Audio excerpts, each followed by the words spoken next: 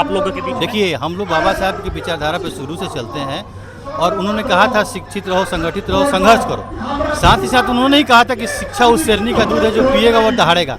आप देख रहे होंगे यहाँ पूरा पिछड़ा समाज ही हम लोग बाबा साहब को मानने वाले नहीं होते तो अपनी कमाई हुई संपत्ति का सारा दान देकर विद्यालय, हॉस्पिटल, कॉलेज किस लिए बनाते?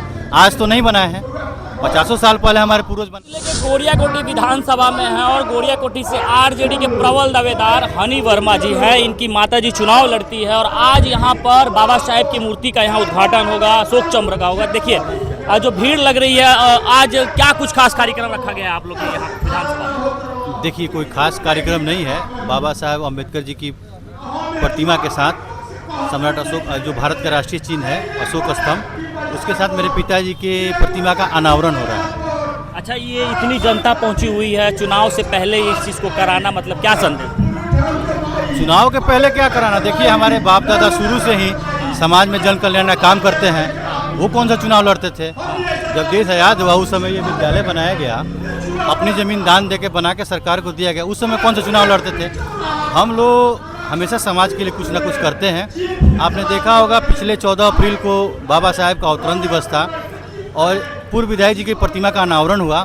उन लोगों ने एक शब्द बाबा साहब के बारे में कुछ नहीं बोला तो दिल बड़ी व्याकुल हुआ और उसी दिन प्रतिज्ञा ली गई कि बाबा साहब अम्बेडकर की प्रतिमा का अनावरण, साथ ही साथ पिताजी की प्रतिमा का अनावरण होगा। अच्छा, आप गोरियाकोटी विधानसभा से आते हैं, यहाँ से आप लोग उम्मीदवार भी और इस बार भी हो सकता है पार्टी आप लोग को मौका दे। क्या यहाँ पर बाबा साहेब के विचारधारा को लेकर लड़ाई चलती रहती है जो यहाँ सामंतवाद है और उनको पढ़ने का अधिकार बाबा साहब ने दिया, उनकी प्रतिमा का अनावरण यहाँ और बड़ी आवश्यक था, इसीलिए हम लोगों ने उसको किया कि ताकि जो छोटे बच्चे हैं वो जाने कि बाबा साहब कौन थे। अच्छा, ये आपके जो विपक्ष में बैठे हुए लोग हो इस कार्यक्रम के बाद ये भी तो कहेंगे कि चुनाव आने वाला है, वर्मा परिवार ये नौटंकी कर रहा है कि भाई हम लोग बाबा साहब को माने। एकेडमी 6 महीने में बने सेफ्टी ऑफिसर। अब कोई भी युवा नहीं रहेगा बेरोजगार। 100% जॉब की गारंटी। न्यू बैच होने जा रहा है शुरू, जिसके फाउंडर है राजन कुमार, जिसका स्थायी पता है सिवान रामराज्य मोड़ नियर हनुमान चाय।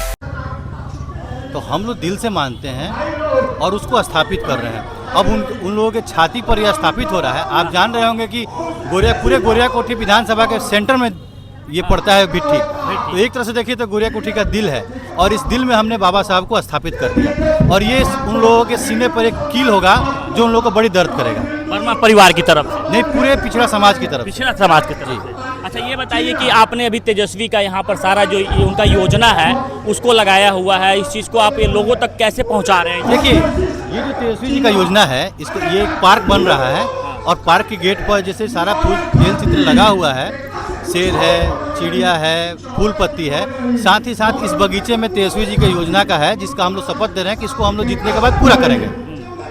अच्छा, ये बताइए कि आप ही की पार्टी में यहाँ से कुछ नेता है, वो कह रहे हैं कि आपके परिवार को बार बार राष्ट्रीय जनता दल मौका देती है, इस बार कोई नया कैंडिडेट होना चाहिए यहाँ से। मेरी बात सुनिए, लोग क्या कहते हैं, लोगों का काम है, लोग कहेंगे ही।